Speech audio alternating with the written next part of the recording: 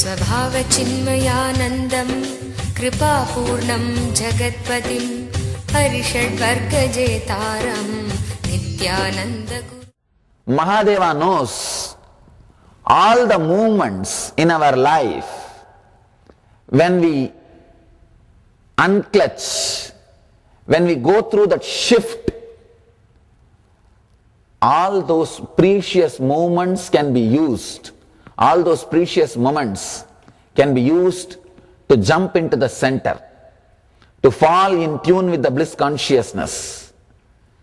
He knows how to use all those moments, precious moments. That is why he is creating 112 meditation techniques. In your life, whenever you jump from one chakra to other chakra, you unclutch, you shift the gear.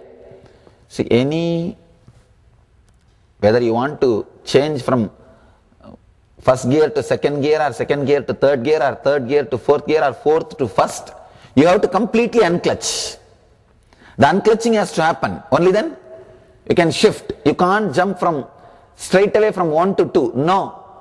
The unclutching has to happen. Same way, Shiva knows all the moments we unclutch in our inner space. If you have to jump from lust to fear, greed to fear, you have to completely unclutch. That small precious moment you experience, you are Shiva, you are Vishnu. Shiva means the most auspiciousness. Vishnu means all-pervading consciousness.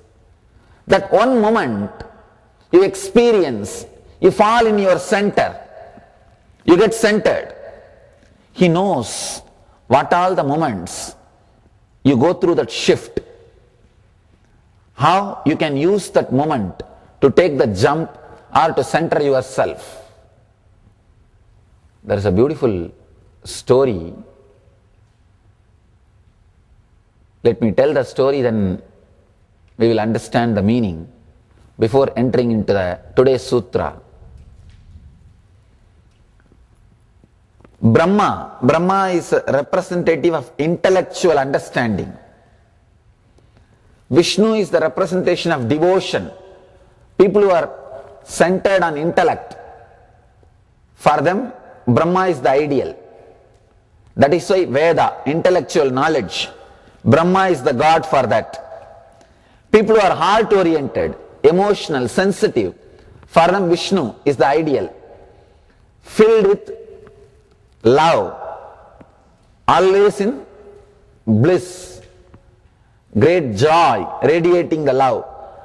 Basically, the followers of Vishnu will be bhaktas.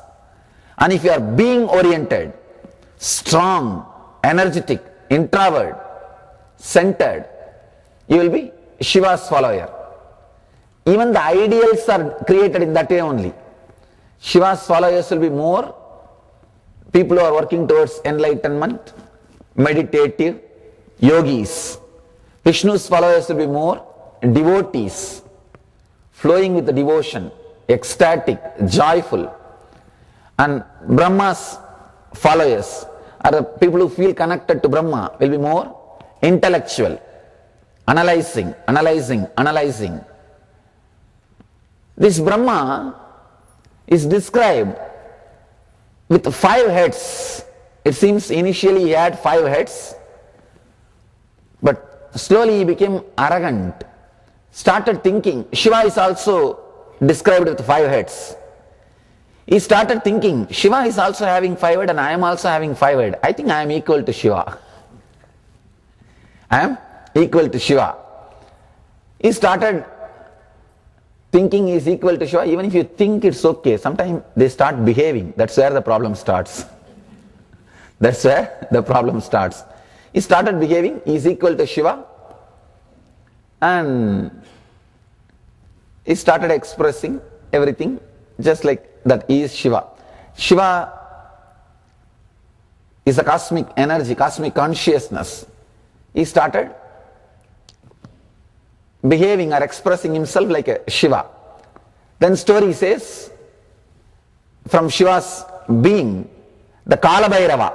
Kalabhairava means the Lord of Time. That energy came out and cut one head of Brahma to teach him that he is not equal to Shiva.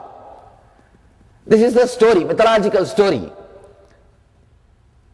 If you just ordinary way approach this story, you will think, oh, then Shiva is also jealous like us. Why did he send somebody to cut the Brahma's head? It is not just mythological. It is not supposed to be taken as a fact. It is a truth. Understand? There is a difference between fact and truth. Fact is what you understand with your logic, with your intellect, with your understanding of time and space. Truth is a great ideology expressed in metaphysical terms. This story is not directly fact, but it expresses a great truth. The meaning of the story is, anybody who gets deep intellectual understanding but still not yet experienced, they also start behaving like a Brahma. They start thinking, I think I have got it. I think I have got it. I have seen many people. They will come and spend some time around me for 6 months or 1 year. By the time their intellect feels convinced, actually, if you are constantly listening to these ideas, even if you don't meditate, at one point your intellect will feel completely satisfied and convinced. That is a beautiful point if you continue to work with the master. That's a dangerous point if you stop connecting with the master. That's the most dangerous point, because you will start thinking that now you have it everything.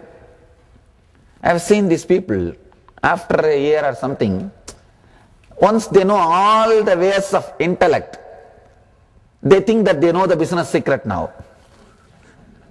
They think they know the business secret. They think, I am an insider now. I know all the business secret. And they really start thinking they got it. They have become enlightened. They start thinking they have become Shiva. Being in the state of a Brahma, they start thinking they have become Shiva. Being just in the state of that intellectual understanding, they start thinking they have become Brahma. Same problem with 5 head, the Brahma's 5 head, Shiva's 5 head.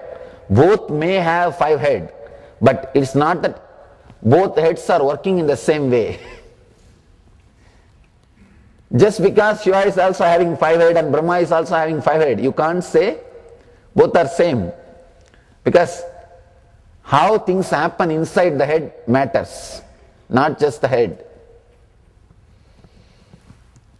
I've seen these people, by the time they spend 1 year and learn some basic ways of teaching, expressing and telling, giving little guidance, counseling, if they can give some counseling to few people and help them to get healed, they think now they have become Shiva. They don't need anything else now except one throne.